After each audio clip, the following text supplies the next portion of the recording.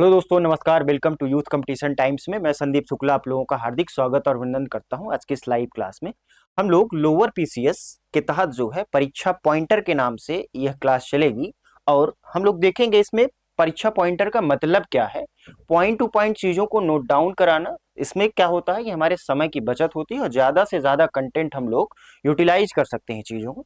तो आइए शुरुआत करते हैं आज की क्लास की। पहली क्लास जो स्टार्ट होगी वो भारत के भौतिक भूगोल से स्टार्ट होगी, यानी कि फिजिकल ज्योग्राफी ऑफ इंडिया से। चीजों को समझेंगे।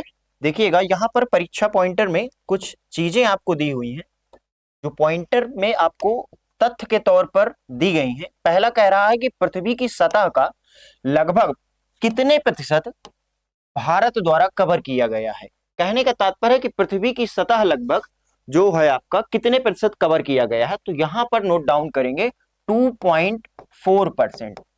ठीक है, ध्यान दीजिएगा। कहने का तात्पर्य यह है जैसे ये पूरा ग्लोब है, ठीक है, पृथ्वी है हमारी, ठीक है, तो यहां पर जो भारत का मैप है ये कितने परसेंट कवर करता है पृथ्वी पर, तो ये कवर करता है 2.4%। यही हमारे क्वेश्चन में पूछा गया था। ठीक है, चीजें आपको क्लियर है।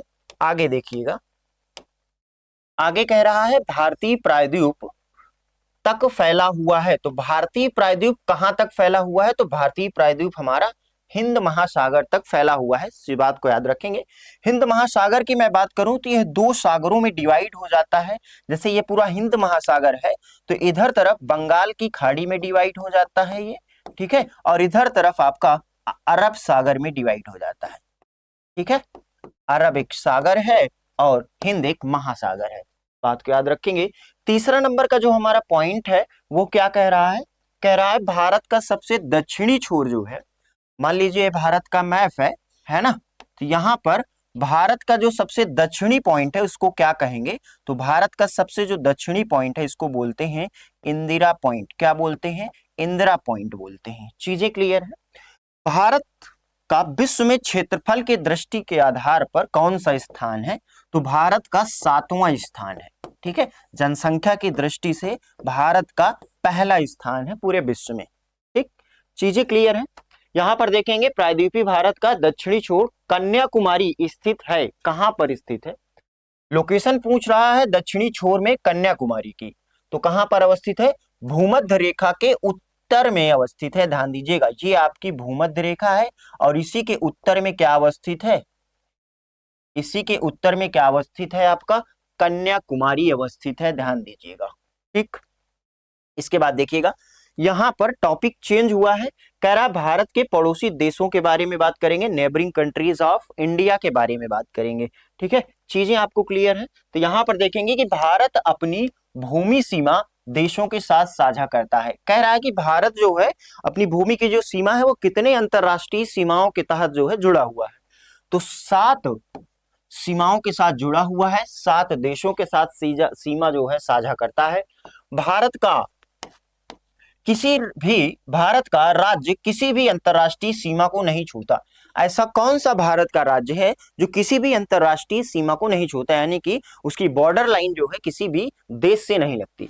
तो आपको पता होगा कि आंध्र प्रदेश से अलग हुआ था एक राज्य जिसको तेलंगाना कहते हैं। ठीक है, तो तेलंगाना एक ऐसा राज्य है जिसकी सीमा किसी से नहीं लगती है। यहां पर देखेंगे भारत के साथ सबसे लंबी सीमा साझा कौन करता है, अंतरराष्ट्रीय सीमा, तो यहां पर बांग्लादेश करता है। कौन सा करता है, बांग्लादेश। ठीक है, चीजें क्लियर है। यहां पर देखेंगे सिक्किम कितने देशों के साथ सीमा साझा करता है, तो सिक्किम मात्र 3 देशों के साथ सीमा साझा करता है। चीजें क्लियर है। भारत के 2 पड़ोसी द्वीपीय देश हैं, कौन कौन से हैं, तो सभी को पता होगा कि दक्षिण में श्रीलंका और दक्षिण में ही आपका मालदीव पड़ता है। ये पड़ोसी द्वीपीय देश इनको कहा जाता है। क्या कहा जाता है, द्वीपीय देश कहा जाता है। ठीक है, फिर कह रहा है ऐसा कौन सा जिला है भारत की अंतरराष्ट्रीय सीमा पर अवस्थित है। ध्यान दीजिएगा, तो किन्नौर एक ऐसा जिला है जो भारत की अंतरराष्ट्रीय सीमा पर अवस्थित है। फिर कह रहा है किसके साथ भारत की अंतरराष्ट्रीय स्थलीय सीमा नहीं लगती है। ध्यान दीजिएगा, स्थलीय सीमा की बात की है, किसकी सीमा की, स्थलीय, समुद्री सीमा लग रही है लेकिन स्थलीय सीमा नहीं लगती, तो वो है आपका कौन सा, श्रीलंका है। कौन सा है, श्रीलंका। याद रखिएगा। त्रिपुरा अपने उत्तर दक्षिण और पश्चिम में किससे घिरा हुआ है, तो त्रिपुरा जो है बांग्लादेश से घिरा हुआ है। किससे घिरा हुआ है? बांग्लादेश से। चीजें क्लियर है?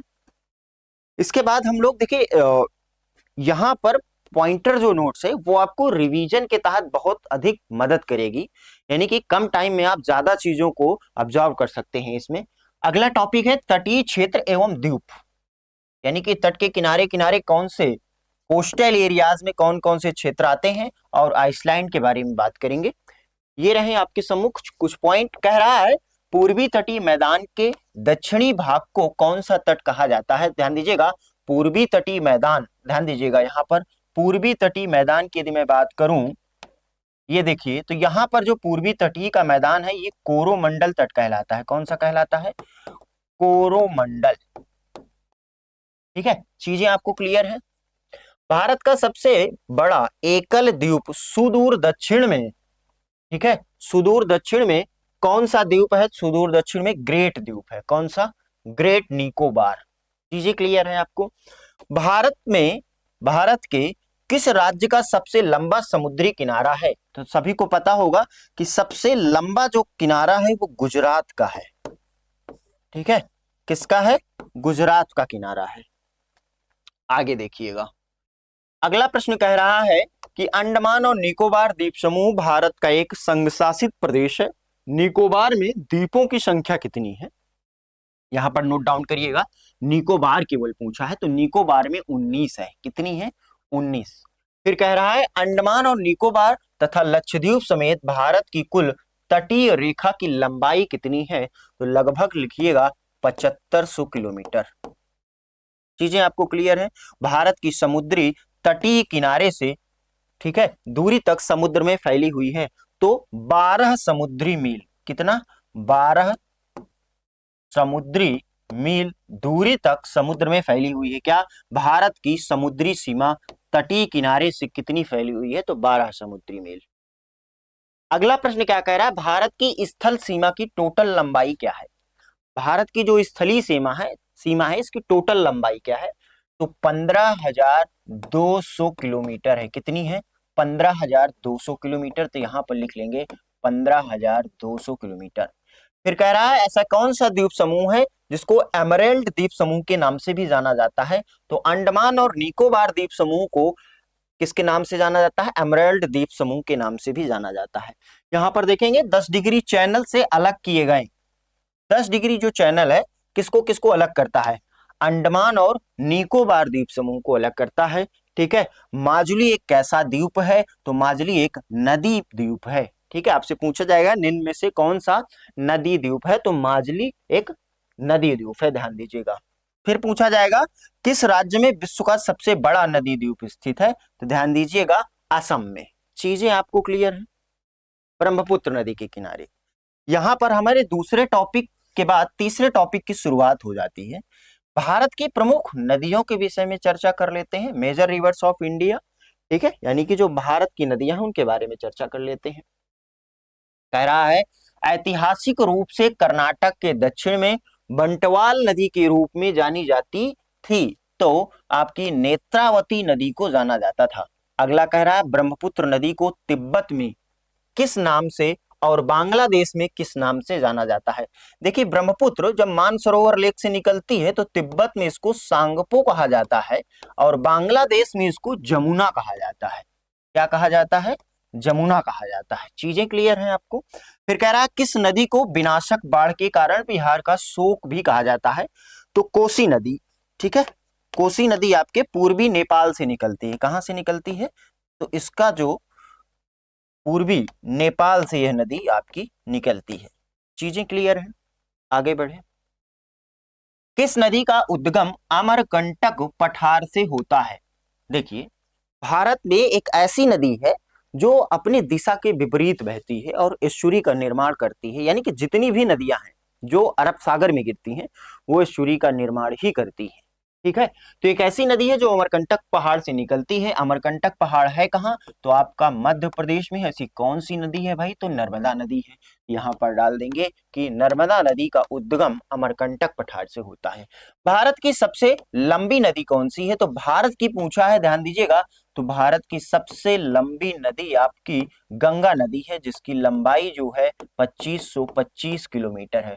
उत्तर प्रदेश में यदि मैं बात करूं कि यूपी में गंगा नदी की लंबाई कितनी है, तो लगभग 1450 किलोमीटर है। इस चीज को याद रखिएगा, ठीक है। आइए, गंडक नदी किस नदी प्रणाली से संबंधित है? तो गंगा नदी प्रणाली से संबंधित है, ठीक है। फिर कह रहा है किसको बंगाल का शोक के रूप में जाना जाता है? अब देखिएगा यहाँ पर बंगाल का शोक किसको कहा जाता है? तो दामोदर नदी को कहा जाता है। किसको कहा जाता है? दामोदर नदी को। चीजें क्लियर हैं। अगला देखिएगा, काली और तिस्ता नदी के बीच के हिमालय के भाग को किस नाम से जाना जाता है? देखिए ये कई बार प्रश्न पूछा जा चुका है, ठीक है। ये पीसीएस में भी पूछा जा चुका है और आपके लोअर पीसीएस में भी ये प्रश्न पूछा जा चुका है कई बार। तो अभी आपका जो आरओ एरो का पेपर हुआ था 11 तारीख को, 11 फरवरी को, उस जो कैंसिल हुआ था उसमें भी ये पूछा गया था। काली और तिस्ता नदी के बीच के जो हिमालय उसको नेपाल हिमालय कहते हैं, ठीक है। फिर कह रहा है किसमें भागीरथी और अलकनंदा नदी मिलकर गंगा नदी का निर्माण करती हैं? तो ध्यान दीजिएगा, भागीरथी और अलकनंदा जिस स्थान पर मिलती हैं उसको हम लोग देवप्रयाग कहते हैं। क्या बोलते हैं? देवप्रयाग। चीजें क्लियर हैं। गोदावरी नदी महाराष्ट्र के किस जिले से निकलती है? तो गोदावरी नदी महाराष्ट्र के नासिक जिले के त्र्यंबकम नामक स्थान से निकलती है। ध्यान दीजिए, कहां से? आपका गोदावरी नदी महाराष्ट्र के नासिक जिले के त्र्यंबकम नामक स्थान से। फिर कह रहा है किस नदी के बेसिन का कुल पुनः पूर्ति प्रयोग सर्वाधिक है? तो कृष्णा नदी के बेसिन का। किसका? कृष्णा नदी आपका। चीजें क्लियर है। आगे देखिएगा, किस भारतीय उपमहाद्वीप में, ठीक है, पश्चिम की ओर बहने वाली दूसरी सबसे बड़ी नदी है? अभी अभी मैंने आपको बताया कि कुछ नदियां ऐसी हैं जो अपने दिशा के विपरीत बहती हैं। उनमें से जो है आपकी तापी नदी भी है और एक है नर्मदा नदी। पश्चिम की ओर बहाव का मतलब क्या है आखिर? मतलब ये है कि जैसे यहाँ पर मान लीजिए मध्य प्रदेश है, तो ये नदी इधर की ओर ना बह करके कहाँ पर बहती हैं? ये नदियां इधर की ओर ना बह करके इधर की ओर बहती हैं, अरेबियन सी में खंभात की खाड़ी में गिरती हैं और एस्चुरी का निर्माण करती हैं, ठीक है। तो यहाँ पर उनमें से एक तापी नदी भी है। किस नदी को उत्तर जो है आपके पिनाकिनी के नाम से भी जाना जाता है? तो पेन्नार नदी। इसको? पेन्नार नदी को। फिर कह रहा है नदी अमरकंटक पहाड़ियों से निकलती है। तो अमरकंटक पहाड़ी से तो नर्मदा नदी भी निकलती है और सोन नदी भी निकलती है, ठीक है। फिर कह रहा है काबिनी, हेमवती और अमरावती किसकी सहायक नदियां हैं? कई बार प्रश्न पूछा गया अमरावती के बारे में, ध्यान दीजिएगा, हेमवती के बारे में। तो ये आपकी कावेरी की सहायक नदियां हैं जो कि दक्षिण भारत में बहती है। फिर कह रहा है किस नदी का उद्गम स्थल भारत में नहीं है? ध्यान दीजिएगा, तो कई सारी नदियां हैं, ब्रह्मपुत्र हो गई, सतलज हो गई, जिनका उद्गम स्थल भारत में नहीं है, ठीक है, लेकिन भारत में बहती हैं। ध्यान दीजिएगा, सबसे छोटी नदी सोन है इसमें, ठीक है। भारत में सबसे लंबी नदी आपकी गंगा है, जिसकी लंबाई आप लिख सकते हैं कि 2525 किलोमीटर है। भारत का रूर प्रदेश, रूर किस नदी बेसिन को कहा जाता है? तो दामोदर नदी। ध्यान दीजिएगा, किस नदी बेसिन को? दामोदर नदी। फिर कह रहा है किस नदी को थार रेगिस्तान, कौन सी नदी जो है थार रेगिस्तान से होकर के बहती है? थार से, थार रेगिस्तान से, तो लूनी नदी। कौन सी? लूनी नदी, यानी कि राजस्थान की बात कर रहा है। उत्तर प्रदेश का त्रिवेणी संगम नदियों के संगम पर स्थित है। सभी को पता होगा, गंगा यमुना सरस्वती, जब तीनों नदियों का मिलन होता है उसी को हम लोग संगम बोल देते हैं। फिर कह रहा है, ठीक है, किस नदी की कुल लंबाई 2900 किलोमीटर है और यह तिब्बत के एमचुंग चुंग ग्लेशियर से शुरू होती है, यहाँ जहां इसे सांगपो कहा जाता है और दिहांग नाम के तहत भारतीय क्षेत्र में अरुणाचल प्रदेश में प्रवेश करती है। इसकी महत्वपूर्ण सहायक उपनदी कौन सी है? सुबनसिरी है, कामेंग है, धनसिरी है, मानस है, तिस्ता है। ये किसकी सहायक नदियां हैं? तो ब्रह्मपुत्र की नदियां हैं, ठीक है। इस बात को याद रखिएगा, ब्रह्मपुत्र। तो ब्रह्मपुत्र नदी की कुल लंबाई कितनी है? 2900 किलोमीटर है। इसमें आपको लर्न क्या करना है, इसमें आपको ये याद रखना है कि कौन कौन सी सहायक नदियां हैं। कामेंग, धनसिरी, मानस और तिस्ता और सुबनसिरी, ये इसकी सहायक नदियां हैं। ठीक है। किस नदी का समागम अरब सागर में होता है? तो नर्मदा और तापी नदी का समागम अरब सागर में होता है। आगे देखिएगा, भारत की 3 महत्वपूर्ण नदियों का स्रोत हिमालय स्थित मानसरोवर झील के निकट है। तो ब्रह्मपुत्र, सतलज और सिंधु। ध्यान दीजिएगा इस पर, कह रहा है भारत की 3 महत्वपूर्ण नदियां हैं जिनका स्रोत हिमालय स्थित मानसरोवर झील के निकट है। तो ध्यान दीजिएगा, ब्रह्मपुत्र, सतलज और सिंधु नदी ऐसी नदियां हैं जो भारत के बाहर से निकलती हैं लेकिन भारत में बहती हैं। ठीक है, चीजें आपको क्लियर है। आगे देखिएगा, आगे क्या कह रहा है? आगे कह रहा है कि दक्षिण भारत की नदियां प्रमुख रूप से अपवाह तंत्र रखती हैं। दक्षिण भारत की नदियां जो है कैसा अपवाह तंत्र रखती है? तो दक्षिण भारत की नदियां जो है लगभग वृक्ष नुमा अपवाह तंत्र अपना रखती हैं। वृक्ष नुमा का मतलब है जैसे ही नदियां, मान लीजिए यहां से कोई नदी गिर रही है तो ये वृक्ष नुमा जो है आकार बनाती हैं ऐसे। ठीक है, चीजें क्लियर हैं। गोदावरी नदी महाराष्ट्र के किस जिले से होकर के बह निकलती है? तो आपके नासिक जिले के पश्चिमी घाट की ढालों से नासिक जिले से निकलती है। ठीक है, नदियों का अपवाह तंत्र समाप्त होने के पश्चात हम लोग अगले टॉपिक में बढ़ेंगे। नदियों से संबंधित जो संबंधित झीलें हैं और जो जलप्रपात यानी वाटरफॉल है, लेक्स और वाटरफॉल। तो major lakes of India and waterfall के बारे में बात करेंगे। इस पर जितने प्रश्न वन लाइनर के माध्यम से यहाँ पर दिए गए हैं, पिछले प्रश्नों का अवलोकन करके यहाँ पर रखा गया है। कौन कह रहा है कौन सी झील है जो एशिया की दूसरी सबसे बड़ी मीठे पानी की झील है और जम्मू कश्मीर में वह स्थित है? तो सभी को पता होगा एशिया की सबसे बड़ी जो मीठी पानी की झील है वो आपकी वूलर झील है। कौन सी? वूलर। चिल्का झील उड़ीसा राज्य में अवस्थित है, बिल्कुल बात सत्य है। फिर कह रहा है भारत की सबसे बड़ी खारे पानी की झील किसके दक्षिणी ओर अवस्थित है? तो महानदी डेल्टा के दक्षिण ओर अवस्थित है। ठीक है, कौन सी झील? चिल्का झील। फिर कह रहा है किस झील में मणिपुर में स्थित है? कौन सी झील मणिपुर में अवस्थित है? तो मणिपुर में एक ही झील अवस्थित है, इसको लोकटक के नाम से जाना जाता है। चिल्का झील अवस्थित है तो उड़ीसा में अवस्थित है। कहां पर? उड़ीसा में अवस्थित है। इसके बाद देखिएगा, फिर कह रहा है थोसेघर वाटरफॉल कहां पर है? ध्यान दीजिएगा, कौन सा? थोसेघर। तो थोसेघर आपका है भाई साहब महाराष्ट्र में। कहां पर है? महाराष्ट्र में है। ठीक है, चीजें आपको क्लियर है। फिर कह रहा है हिल स्टेशन, किस हिल स्टेशन पर आपको चेपारा झरना और पोथमेडू व्यू पॉइंट और अटुकाद झरना मिलेंगे? ये कुछ झरनाओं के नाम दिए गए हैं, हिल स्टेशन पर पाए जाते हैं। एक है, आपको याद रखना है, चेपारा झरना। दूसरा याद रखना है आपका पोथमेडू व्यू पॉइंट और अटुकाद। ये आपके कहां पर है? तो ये मुन्नार जिले में अवस्थित है। चीजें क्लियर है। हुंड्रू जलप्रपात जो आपका सुवर्ण रेखा पर बनाया गया है, ये किस नदी के किनारे अवस्थित है? तो सुवर्ण रेखा यहां पर डाल दीजिएगा। ठीक है, क्या? सुवर्ण रेखा। चीजें क्लियर है आपको। फिर कह रहा है कौन सी नदी कर्नाटक में कुंचिकल जलप्रपात बनाती है? ठीक है, ऐसा कौन सी नदी है जो कर्नाटक में कुंचिकल जलप्रपात, ये पूछा जाता है कुंचिकल जलप्रपात कहां पर है? तो ये कहां पर है? कर्नाटक में। कई बार पूछा गया है ये प्रश्न। ठीक है, आपसे प्रश्न कई तरीके से पूछा जा सकता है कि कुचिकल जलप्रपात कहां पर अवस्थित है, किस नदी पर अवस्थित है। ठीक है, तो यह वराही नदी पर है। किस नदी पर है? वराही नदी पर है। चीजें क्लियर है। यहां पर देखेंगे दूध सागर जलप्रपात कहां पर है? तो दूध सागर जलप्रपात गोवा राज्य में है। कहां पर है? दूध सागर जलप्रपात गोवा में है। वेनिया जलप्रपात भारत के किस राज्य में अवस्थित है? तो वेनिया, वेनिया आपका मेघालय में है। कहां पर है? मेघालय में है। ठीक है, चीजें आपको क्लियर है। जोग या गरसुप्पा जलप्रपात इसको बोलते हैं। ठीक है, यहाँ कहां पर है? तो ध्यान दीजिएगा, जोग या गरसुप्पा जलप्रपात आपका कर्नाटक में। इसका दूसरा नाम जोग जलप्रपात का गरसुप्पा भी है। सिरकी जलप्रपात आपका कहां पर है? तो सिरकी जलप्रपात आपका अरुणाचल प्रदेश में है। कहां पर है? अरुणाचल प्रदेश में। चीजें आपको क्लियर है। यहां पर देखिएगा, हमने नदियों के बारे में देखा, फिर उनसे संबंधित जो झीलें थी उनके बारे में देखा और वाटरफॉल के बारे में देखा।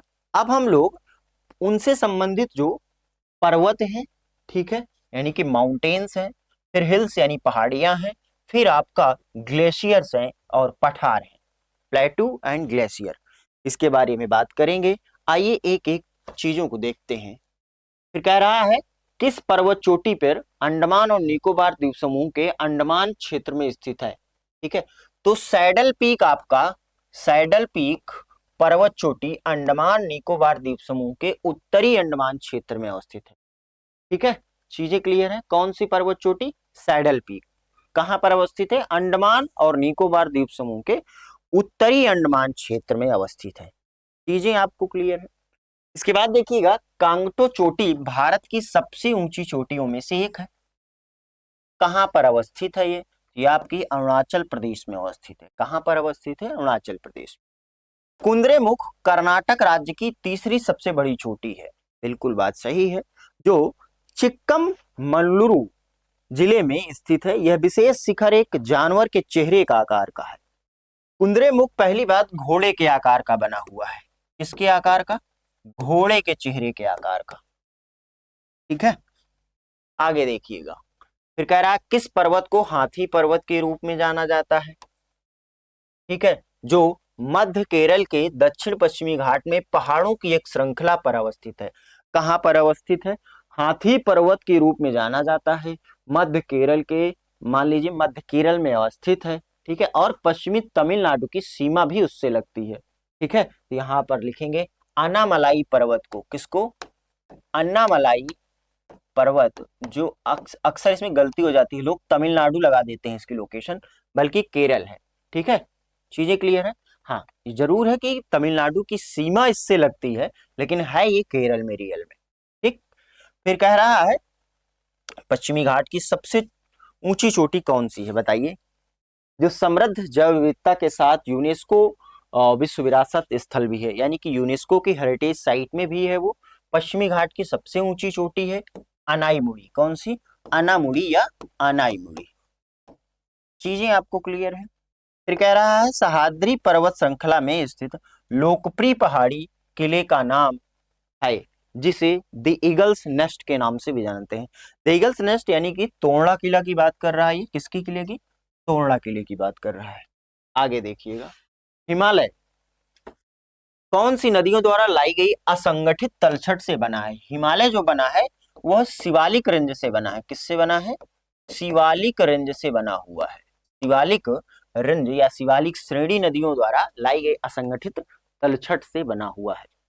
उड़िया पठार भारत के किस राज्य में स्थित है? अब देखिएगा, इससे अक्सर कंफ्यूजन हो जाती है और एग्जामिनर ऑप्शन में उड़ीसा जरूर रखता है। तो उड़िया पठार जो संबंधित है वो राजस्थान से संबंधित है, ठीक है, राजस्थान से। भारत में स्थित उस पर्वतीय चोटी का नाम बताइए जिसे महान बर्फ के 5 खजाने के रूप में जाना जाता है। 5 खजाने, 5 भंडार, यानी कि कौन कौन से? सोना, चांदी, रत्न, अनाज और भगवान की पवित्र पुस्तकों का प्रतिनिधित्व करते हैं। ऐसी कौन सी पर्वत श्रृंखला है? तो इस पर्वत श्रृंखला का नाम है कंचनजंगा। क्या नाम है? कंचनजंगा। चीजें आपको क्लियर है। भारत में उस पर्वतीय चोटी का नाम आपको बताना था जो महान बर्फ के 5 खजाने के रूप में जानी जाती है। आपसे इस तरह भी प्रश्न पूछा जा सकता है कि बतलाइए महान बर्फ के खजाने के रूप में, 5 खजाने के रूप में किसको जाना जाता है, ठीक है। तो कंचनजंगा को। हिमालय पर्वत प्रणाली संबंधित है, तो हिमालय पर्वत जो है एक वलित पर्वत का उदाहरण है। इसका वलित पर्वत। चीजें आपको क्लियर है। वलित का मतलब होता है नवीन पर्वत श्रृंखला जो है। सबसे ऊंचा भारतीय शिखर, सबसे ऊंचा भारतीय शिखर आपका कंचनजंगा है, याद रखिएगा। अरावली पर्वत श्रेणी में सबसे ऊंचा शिखर गुरु शिखर है, ध्यान दीजिएगा। इसी में एक प्रश्न और पूछा गया था, यूपी SSC आपकी पूछी थी कि अरावली पर्वत श्रेणी की सबसे दूसरी सबसे बड़ी ऊंची चोटी, तो ध्यान दीजिएगा शेर दूसरी सबसे बड़ी ऊंची चोटी है और पहली गुरु शिखर है। विंध्य पर्वत उत्तर पश्चिम में अरावली पर्वत श्रृंखला और दक्षिण से घिरा हुआ है। ध्यान दीजिएगा, विंध्य पर्वत श्रेणी उत्तर पश्चिम में, तो उसके यानी कि ऊपर की ओर कौन सी है? विंध्य पर्वत, अरावली पर्वत श्रृंखला में। और दक्षिण में मान लीजिए ये आपकी क्या है? ये आपकी अरावली पर्वत श्रृंखला है। ठीक है, इसके उत्तर पश्चिम में विंध्य है। कौन सी है? विंध्य है। और इसके जो दक्षिण में है वो सतपुड़ा है। ठीक है, इसी के मध्य से होकर के एक नदी गुजरती है। आप कमेंट सेक्शन में बताइए कौन सी नदी और भ्रंश घाटी का निर्माण करती है। ठीक है, यहाँ पर सतपुड़ा रेंज आ जाएगा। आगे देखिएगा, कह रहा है पर्वत श्रृंखला को, किस पर्वत श्रृंखला को सह्याद्री के नाम से भी जाना जाता है? तो पश्चिमी घाट जो पर्वत है, कौन सा? पश्चिमी घाट जो पर्वत है, पश्चिमी घाट पर्वत श्रृंखला को सह्याद्री के नाम से जाना जाता है। प्रसिद्ध चोटी जिसको केटू गॉडविन ऑस्टिन 2 बोलते हैं, ठीक है, माउंट गॉडविन ऑस्टिन किस पर स्थित है, यानी कि किस श्रृंखला पर स्थित है? तो ये आपका काराकोरम श्रेणी पर स्थित है। कहां पर? बहुत बार पूछा गया है प्रश्न, ध्यान दीजिएगा, काराकोरम श्रृंखला पर। कौन सी? K2 Godwin Austen. पश्चिमी घाट का उच्चतम बिंदु यदि आपसे कभी पूछता है तो आप अनाई मुड़ी पर टिक करिएगा। कहां पर? अनाई मुड़ी पर टिक करिएगा। चीजें क्लियर है? लघुत्तर हिमालय पर्वत की सबसे लंबी पर्वतमाला पीर पंजाल पर्वतमाला है। कौन सी? पीर पंजाल। पीर पंजाल पर्वतमाला लघुत्तर हिमालय की, यानी कि लघु हिमालय की पर्वत की सबसे लंबी श्रृंखला है। ठीक है, चीजें क्लियर हैं आपको? भ्रंशोत पर्वतों में से खंड होते हैं, द्रोणिका खंड होते हैं। भ्रंशोत पर्वत में कैसे खंड होते हैं भाई? तो द्रोणिका खंड होते हैं। आपसे पूछा जाएगा कि बताइए भ्रंशोत जो पर्वत होते हैं उनमें से कैसे खंड होते हैं? उनमें तो द्रोणिका खंड होते हैं। ठीक है, प्रायद्वीपीय पहाड़ी मैदान की एक अनोखी विशेषता है काली मिट्टी का क्षेत्र, जिसे कहते हैं दक्कन ट्रैप। क्या बोलते हैं? दक्कन ट्रैप। चीजें क्लियर है? हिमालय या हिमाद्री के सुदूर उत्तरी भाग की औसतन ऊंचाई कितनी है? तो हिमालय या हिमाद्री के सुदूर उत्तरी भाग की अगर मैं ऊंचाई की बात करूं तो लगभग 6000 है, 6000 मीटर। ध्यान दीजिएगा, भारतीय प्रायद्वीप की सबसे ऊंची चोटी कौन सी है? तो प्रायद्वीपीय भारत का मतलब दक्षिण भारत पूछ रहा है। ये जो इलाका आपका आता है ना, इसको प्रायद्वीपीय भारत बोल। ठीक है, ये इस इलाके को प्रायद्वीपीय भारत बोल। तो अनाई मुड़ी सबसे ऊंची चोटी है। भारत की आप बताएंगे कि भारत के खनिज, भारत का हृदय के रूप में जिसको जाना जाता है, तो छोटा नागपुर के पठार को भारत की खनिज, भारत का हृदय के रूप में जाना जाता है। किसको? छोटा नागपुर का पठार। ध्यान दीजिए, पश्चिमी घाट है तो पश्चिमी घाट में पठारों का ढलान है। अब आपसे पूछेगा कि बताइए पठारों का ढलान कहां पर है ज्यादातर? तो पश्चिमी घाट में है। काराकोरम पर्वत श्रृंखला में सबसे ऊंची चोटी आपकी K2 गॉडविन ऑस्टिन है। कहां पर? काराकोरम में। आपसे ये भी पूछ सकता है कि K2 गॉडविन ऑस्टिन 2 किस पर्वत श्रृंखला में अवस्थित है? तो काराकोरम पे लगाए। ठीक है, फिर कह रहा है पोनमुड़ी दक्षिण भारत का एक छोटा सा हिल स्टेशन है। ये कहां पर है, किस शहर में है? तो तिरुवनंतपुरम में है। कौन सा? पेनमुड़ी। चीजें क्लियर हैं? चीजें यदि आपको समझ में आ रही हो तो एक बार कमेंट सेक्शन में जरूर बताइएगा। ठीक है, आइए, मेघालय पठार की सबसे ऊंची चोटी कौन सी है? तो मेघालय की राजधानी स्वयं शिलांग चोटी, जिसको नाम दिया गया है शिलांग चोटी है। भौगोलिक इतिहास के अनुसार भारत का प्राचीनतम पर्वत, ध्यान दीजिएगा, प्राचीनतम पर्वत कौन सी है? तो अरावली पर्वत श्रृंखला है। अरावली पर्वत श्रृंखला की सबसे ऊंची चोटी कौन सी है? सभी लोग बताएंगे गुरु शिखर है। केरल में स्थित सर्वोच्च चोटी का नाम बताइए। तो केरल में या प्रायद्वीपीय भारत कहीं पर भी पूछे तो अनाईमुड़ी पर टिक कर देना है आपको। फिर कह रहा है भारतीय पर्वतीय चोटी की ऊंचाई सबसे कम है। तो मुकुट पर्वत चोटी की ऊंचाई सबसे कम है। ठीक है, किसकी? मुकुट पर्वत। आइए, कंचनजंगा विश्व में तीसरा सबसे बड़ा पर्वत है, किसके बीच अवस्थित है? तो ये भारत और नेपाल के बीच है। किसके? India versus Nepal. ठीक। उत्तरी अंडमान का उच्चतम बिंदु 732 मीटर पर अवस्थित है, जिसका नाम है सैडल पीक। क्या नाम है भाई? Saddle peak. चीजें आपको क्लियर है?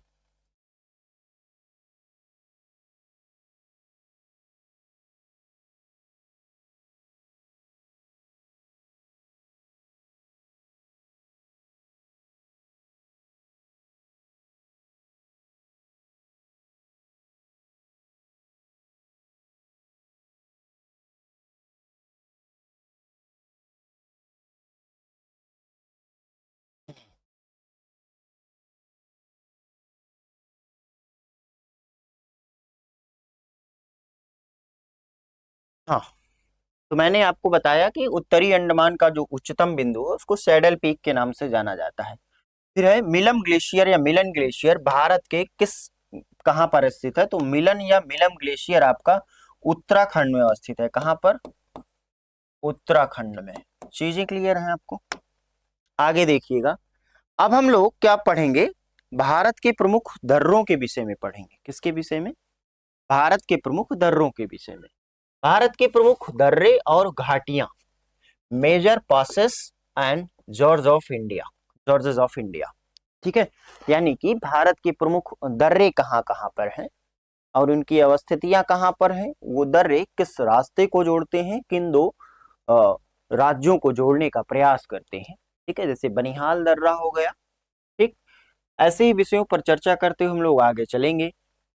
ठीक है, भारतीय राज्य अपने प्राकृतिक वातावरण, मौसमी फूलों के लिए प्रसिद्ध दुजुक घाटी के लिए जाने जाते हैं। दुजुक घाटी है कहाँ पर? तो नागालैंड और मणिपुर भारतीय राज्य अपने प्राकृतिक वातावरण, मौसमी फूलों के लिए प्रसिद्ध दुजुक घाटी के लिए जाने जाते हैं। तो आपसे पूछा जा सकता है कि बताइए दुजुक घाटियां कहाँ पर हैं? तो उत्तर पूर्वी राज्यों में है, नागालैंड और मणिपुर में। घोड़े की नाल के आकार की पातालकोट घाटी, कौन सी? पातालकोट घाटी की रमणीय दृश्य प्रदान करने, ठीक है, प्रदान करने वाला तामिया हिल स्टेशन भारत के किस राज्य में अवस्थित है? तो पहली बात, पातालकोट घाटी एमपी में है। ठीक है, कहां पर? मध्य प्रदेश राज्य में अवस्थित है। चीजें आपको क्लियर है? कहां पर अवस्थित है? मध्य प्रदेश में। फिर कह रहा है कुल्लू घाटी को किस नाम से जाना जाता है? देवताओं की घाटी के नाम से जाना जाता है। ठीक है, तो कुल्लू की घाटी को देवताओं के नाम से जाना जाता है। चीजें आपको क्लियर है? ठीक है, चलिए आगे बढ़े। बारालाचा दर्रा जो कि हिमाचल प्रदेश और लद्दाख दो राज्यों के प्रदेशों को जोड़ता है। किसको? हिमाचल प्रदेश और लद्दाख को जोड़ता है। कौन सा दर्रा? बारालाचा दर्रा। आपसे पूछा जाएगा कि बताइए हिमाचल प्रदेश और लद्दाख दो राज्यों को कौन जोड़ता है, कौन सा दर्रा? तो बारालाचा दर्रा। ठीक है, फिर कह रहा है वह कौन सा मार्ग है जो भारतीय राज्य सिक्किम को चीन के तिब्बतीय स्वायत्त क्षेत्र से जोड़ता है और प्राचीन सिल्क रोड की एक कहते हैं प्रशाखा का हिस्सा बनाता है? तो नाथुला दर्रा है। कौन सा? नाथुला दर्रा कहाँ पर है आपका? तो सिक्किम में। अवस्थिति भी पूछी जा सकती है कि बताइए नाथुला दर्रा कहाँ पर है? सिक्किम में। ठीक है, कह रहा है कौन सा राज्य पालघाट दर्रे से आपस में जुड़े हुए हैं? ठीक है, ध्यान दीजिएगा, केरल और तमिलनाडु। कौन से? केरल और तमिलनाडु, ये ऐसे दो राज्य हैं जो पालघाट दर्रे से जुड़े हुए हैं। चीजें आपको क्लियर है? जोजिला दर्रा जो कि लेह और श्रीनगर को जोड़ता है। जोजिला पास या दर्रा, जोजिला दर्रा आपका लेह और श्रीनगर को जोड़ता है। चीजें आपको क्लियर है? आगे देखिएगा, कह रहा है कौन सा दर्रा जो है तिब्बत के साथ सिक्किम राज्य को जोड़ने वाली भारत चीन सीमा पर है? तो ऐसा कौन सा दर्रा है? वो है नाथुला दर्रा। सिपकिला दर्रा हिमालय की अवस्थित है। तो सतलज घाटी में, हिमाचल प्रदेश के आसपास। ठीक है, कौन सी घाटी में? सतलज घाटी। रोहतांग दर्रा आपका कहां पर है? तो भारत में, ये हिमाचल प्रदेश में। कहां पर है? हिमाचल प्रदेश में। चीजें क्लियर है? मूक या मूक घाटी है साइलेंट वैली, जो केरल में अवस्थित है। ये अपनी जैव विविधता के लिए फेमस है, याद रखिएगा। चीजें क्लियर हैं आपको? किसी को कोई समस्या समझ में आ रही है? देखिए फटाफट रिवीजन, मान लीजिए आप पढ़ चुके हैं या जीएस का पार्ट पढ़े हैं, नहीं भी पढ़े हैं, तो रिवीजन करने का जो बेस्ट तरीका है, हमने पाया कि पॉइंट टू पॉइंट चीजों को तुरंत रिवाइज। अब इतनी देर में आप 10 से 20 क्वेश्चन ज्यादा से ज्यादा सॉल्व कर सकते थे, लेकिन मैंने आपको कम से कम 70 से 80 प्रश्न सॉल्व करवा चुका हूं वन लाइनर के माध्यम से। ठीक है, चीजें आपको क्लियर है? यहां पर देखिएगा, अब हम लोग ना पढ़ेंगे क्लाइमेट एंड वेदर के बारे में, जलवायु और मौसम के बारे में चर्चा और परिचर्चा जब करेंगे इस पर, है ना, इस जलवायु और मौसम के बारे में हम लोग पर चर्चा करेंगे इसके बाद। ठीक है, तो इसके लिए कल रखते हैं कि जलवायु पर चर्चा करेंगे जब, तो बेहतरीन तरीके से पढ़ के आइएगा। ठीक है, और इसके बारे में हम लोग कल चर्चा करते हैं, जलवायु के बारे में। ठीक है, चीजें क्लियर है? तो जलवायु और मौसम, क्लाइमेट एंड वेदर के बारे में कल बात करेंगे, है ना। चीजें क्लियर है आपको? किसी भी प्रकार की यदि आपको समस्या हो इस क्लास को लेकर के, कोई आपका सुझाव हो, तो आप कमेंट सेक्शन में हमें बतला सकते हैं। आपका सुझाव हमारे लिए महत्वपूर्ण हो सकता है। ठीक है, धन्यवाद। Thanks to all of you watching this session.